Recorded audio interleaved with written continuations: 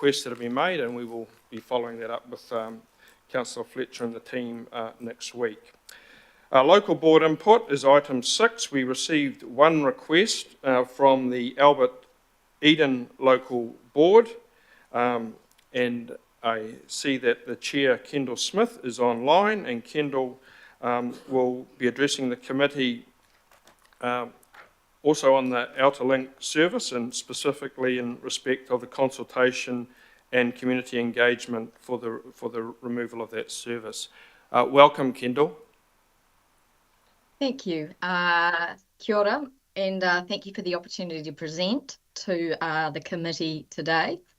I'd like today to talk about my concern about the lack of clear consultation regarding the significant change to the Outer Link bus route, the fourth most used bus route in Auckland.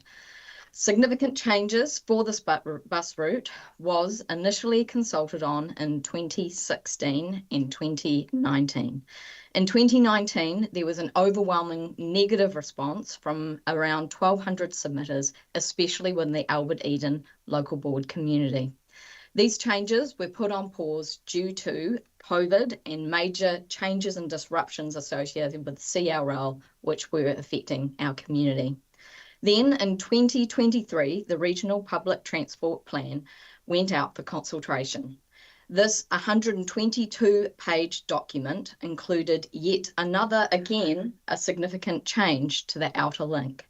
Cynics might think it was being buried in a large document to avoid further scrutiny and backlash, but I do accept that Auckland Transport is a very large organisation and had this piece of work where they had to consult on all these bus routes, and that this might have been seen as a very effective way of doing this and potentially saving costs.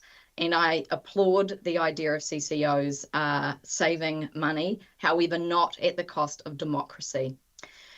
When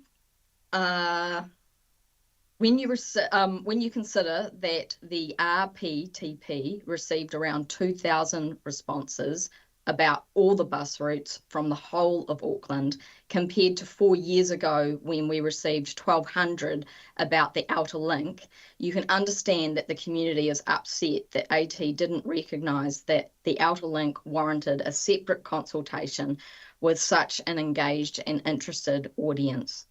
I expressed my concern in our workshop with AT about these huge changes to the Outer Link being within such a large document. It's lacked transparency and true public consultation, as AT was very aware that there was negative feedback that they had received last time.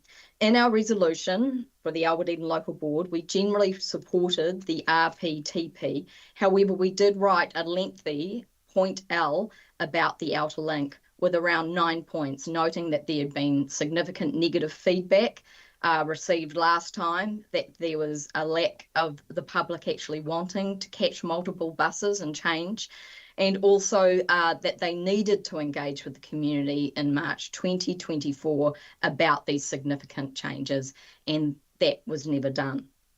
We recognise that the Outer Link has been a problematic route from a customer experience perspective, consistently receiving low ratings due to timing issues that seemed unsolvable with the circular route. However, my key concerns is the lack of transparency. Significant changes to a bus route were included in a large document without clear standalone consultation. This has led the public perception of inadequate transparency and true consultation. I don't think the community is against change. However, we do need to consult properly on these changes so that it doesn't feel forced upon them and that they can't have any input into it. Community impact concerns me as well. The changes to the Outer Link impact a large portion of the community due to the high usage. Over 1,200 submissions, mostly negative, were received from people who weren't given the opportunity to re-engage again in 2023 and be brought along on the journey, regardless of their reluctance to be brought on that journey.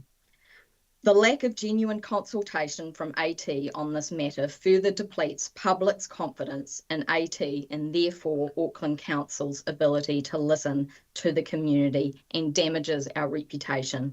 It leads to a low level of engagement in local board and local government feedback and consultation, and ultimately in the local elections, as people increasingly become apathetic because what's the point? I'm not listened to anyway. I acknowledge that AT has tried to mitigate some of the serious concerns from the community that were brought up about the changes to the popular route, and they have spent time and energy in meeting with the councillors, the Mount Eden bid, and myself in this last week.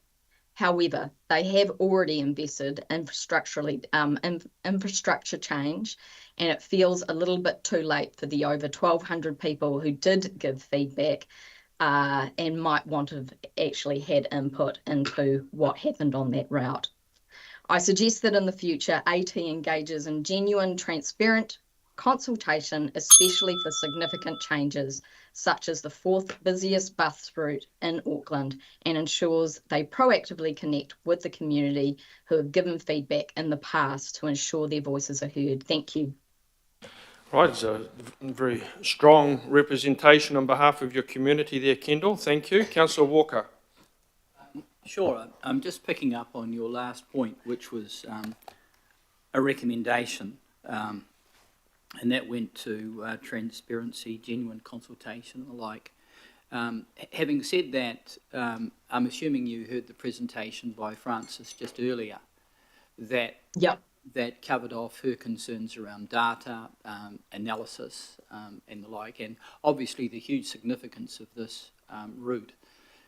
So my question is whether you've given some more thought to what needs to change, because I would suggest that there's more of a systemic issue here, and it would be constructive to have some advice around that. I mean, that could be offline, but I think it would be useful. Yes. Is that a question to me, or is that a statement? It is a question. I mean, we hear from Auckland Transport on the one hand, but we're hearing from people like you that there are issues and these issues need to be fixed. Yes, I was surprised, as I said, when I saw it in the RPTP, and did highlight that I thought it wasn't a great way to consult the community. And so, yeah, I was disappointed that nothing has been done, and that I guess we asked them at least in March to make sure that they engaged with our community, and still that hasn't been done. It was in fact me that informed Frances that the outer link was no longer a month ago when she was updating the transport page for the Mount Eden bid, which I'm the representative of, and she had a big thing on outer link, and I said, just so you know, the outer link will be coming to an end. And yeah, so yeah, I think that something does need to be done. Councillor Hills. Kia ora. Thank you, Chair. I guess I did ask this question last year when we endorsed the RPT, because I was quite happy to see this in there, because I've had so much engagement over time through social media about the bunching and the stopping and the waiting that the outer link does, which happens with a lot of link services.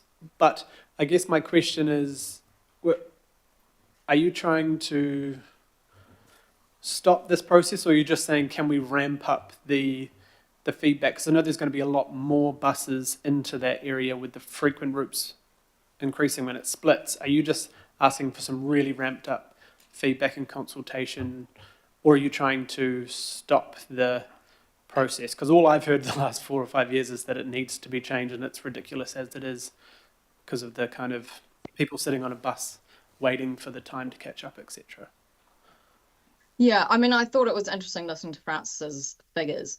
I guess when you're looking at such a popular bus route, it's just important to what I guess I'm saying is we need better consultation, more transparent, because if you are going to impact people's lives quite significantly, we need to know that they're taken along on the journey. We can't just sort of enforce these things onto people, we have to bring them along, regardless of how reluctant they are. I agree that they probably needed to be changed. When we initially heard it back in 2019, someone suggested about halving the route so that it was a half circle. So half of it went one way, half went another, half went another way.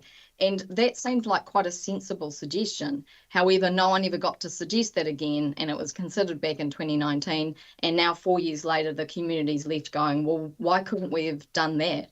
And because it was sort of buried in this 122-page document, it didn't give people the opportunity to bring sensible suggestions. And I'm sure AT has considered that. I'm not questioning that.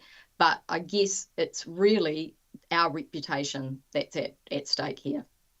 Okay, so thank you, Ken. Also, Councillor Fletcher can move the motion of thanks. I'm happy to second that. And of course, this item will be getting discussed in the AT update, so there'll be a chance to drill a little bit deeper. So thanks, Kendall. It's been moved and seconded. All those in favour? Against? Carried. All right. Thank you for your time. Okay, our pleasure. So we move on to item 7, which is extraordinary items. There are none that are known of, which brings us to item 8,